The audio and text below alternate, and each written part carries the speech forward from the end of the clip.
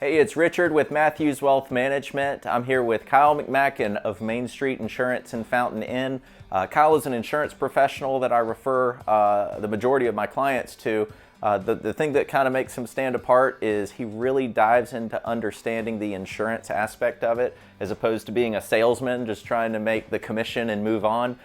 Spends a lot of time with clients, educating, teaching, and helps me also kind of understand what's changing in the insurance industry. So go back and watch the previous video that we did about Medicare, because that's what we're here to talk about today, specifically the gaps in Part A and Part B.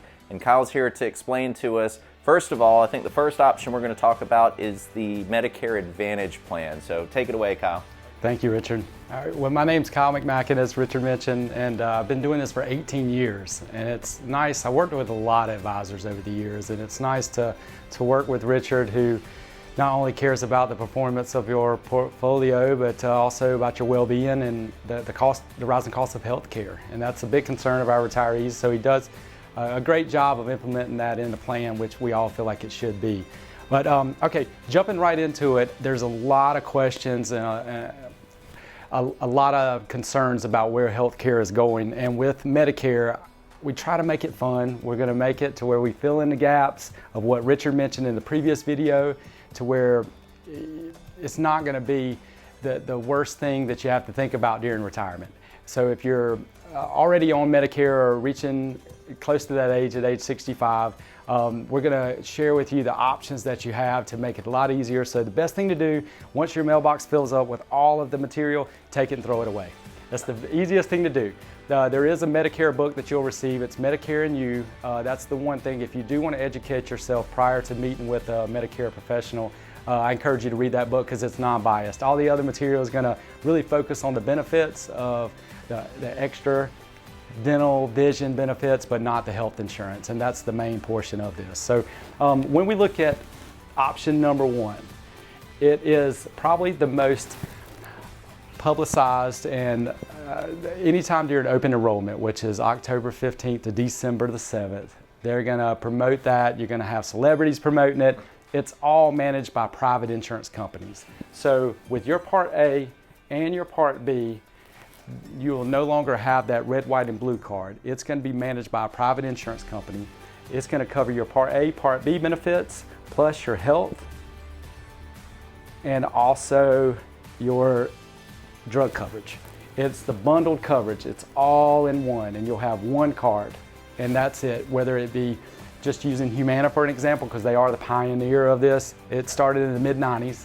And they opened up the Medicare Advantage market because it was very difficult for Medicare to manage all of its beneficiaries turning 65.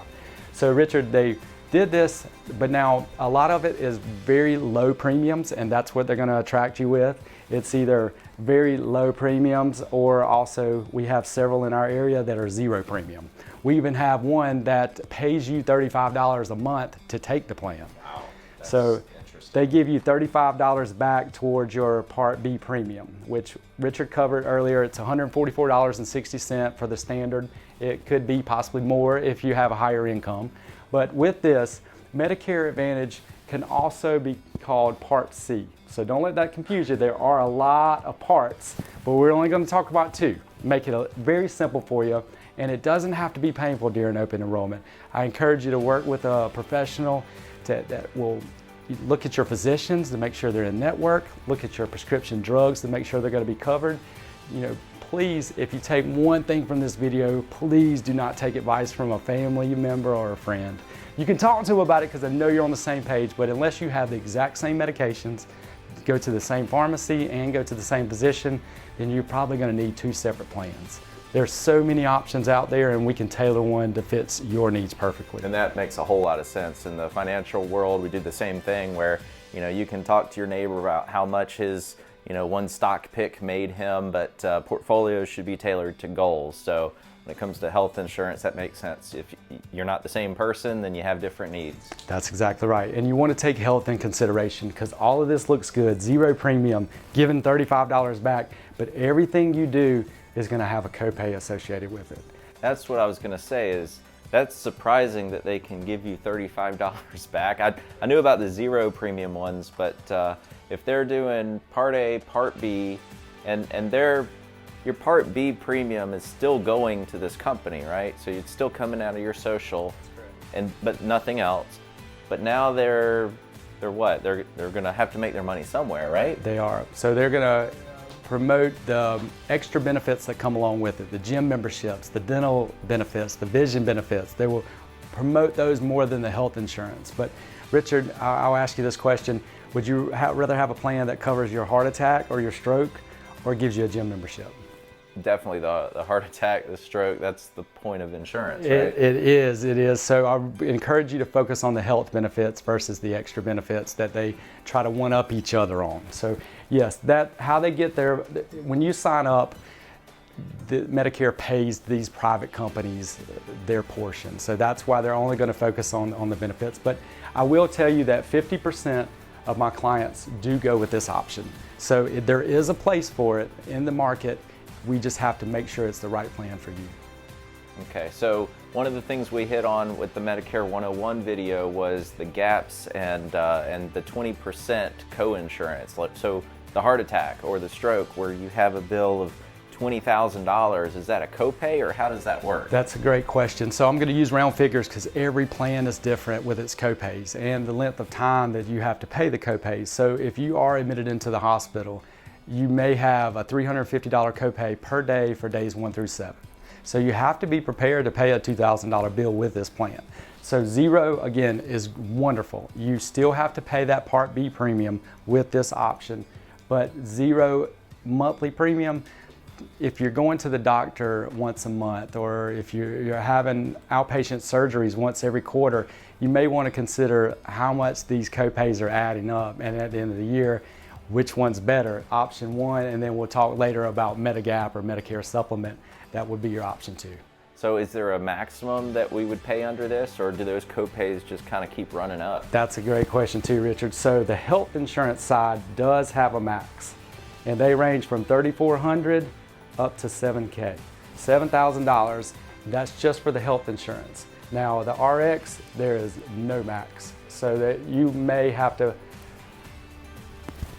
you're going to continue to pay the copays for the entire 12 months for your drugs. Okay. So that $3,400 to $7,000, depending on the type of plan, is only affiliated with the health insurance. Okay. So it's bundled coverage, it's great, it's simple, you get one card, but you need to know the downside, because a lot of people, when this was first introduced in the 90s, they dove into this thinking zero premium, why not? I would do the same thing, but they did not realize that they need to take in consideration that you do have to worry about networks. You have to worry about copays. You know, your health is definitely an issue because the more you use it, the more you pay.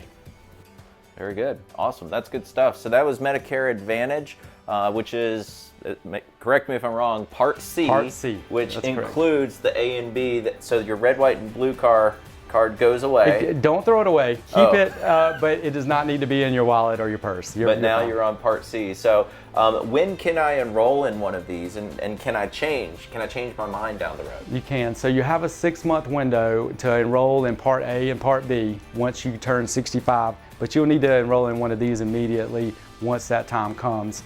But you can, October 15th to December 7th of every year is open enrollment. If you want to make a change, that's the only time of the year you can. You can change to a different company. No health questions, as the rules state right now. So you can move from plan to plan. And I know, Richard, nobody likes change. I don't like change. But these plans are going to change every year whether you want to or not. And I mean, the copays are going to change. Your maximum out of pocket's going to change. Your copays to the specialist, they change. Definitely the drugs. So drugs are always in and out of their formulary. If a generic comes available, immediately you can imagine that the brand name is going to be dropped. So it's so crucial for this part and your physicians, your providers being in network to review every year. If not every year, every 2 years, but they will notify you if they're no longer going to cover one of your medications, and then you definitely need to set up an appointment with your advisor to get that reviewed, and it takes 30 minutes. 30 minutes a year. We make it fun at our practice, at our firm. We love doing it just because it's time to catch up. 30 minutes, they're in and out, and we have a good time doing it. Awesome. Well, thanks for joining us, Kyle. Thanks for the Advantage description here. We're going to do another video on the Medigap, which would be option number 2. So we'll keep Kyle around, keep him coming back for some more, but appreciate you joining us. And if you have any kind of questions about Medicare and about your open enrollment or initial enrollment and all these other special enrollments, it's all over this, the different options there. I would definitely send you to Kyle. He's on Main Street Insurance, on Main Street Fountain Inn, website, email, all that stuff. If you have questions, feel free to ask, and join us next time.